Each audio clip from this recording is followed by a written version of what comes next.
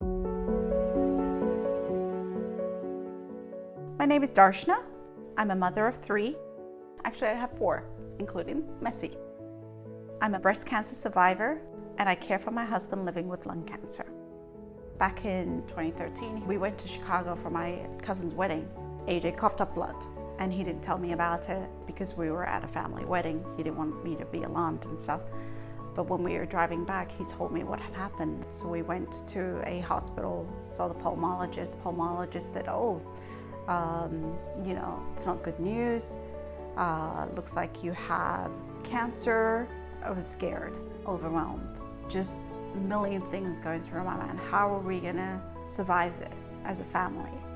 I think when everybody's growing up, they have an idea of what life is gonna look like, or at least how you want it to look like. I'm gonna get married, I'm gonna have children, I'm gonna have this house.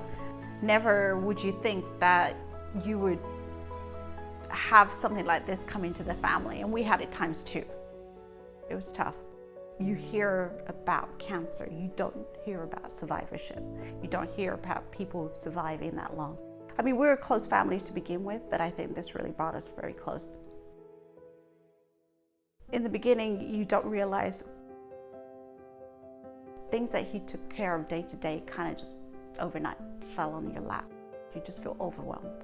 I don't know how to run this house by myself. It's always been a joint effort. We do things together. I think having young children was the hardest part.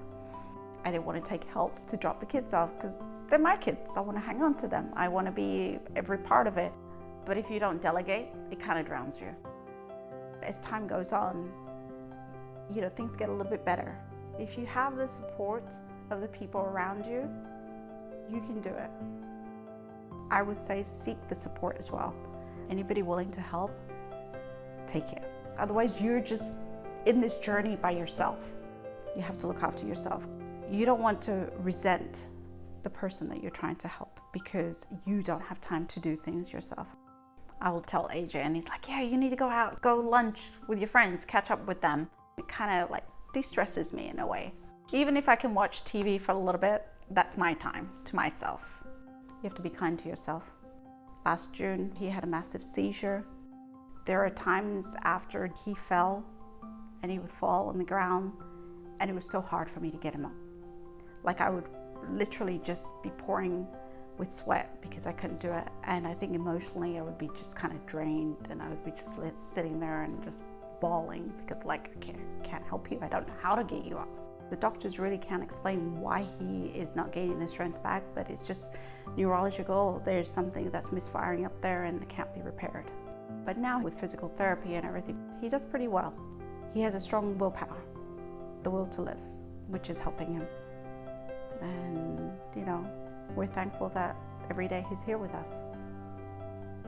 My experience with this cancer journey is you can't take things for granted. Live for the moment, but also know that something else might happen tomorrow. It'll change from one day or 1 month to 1 year later, but it's always going to be there.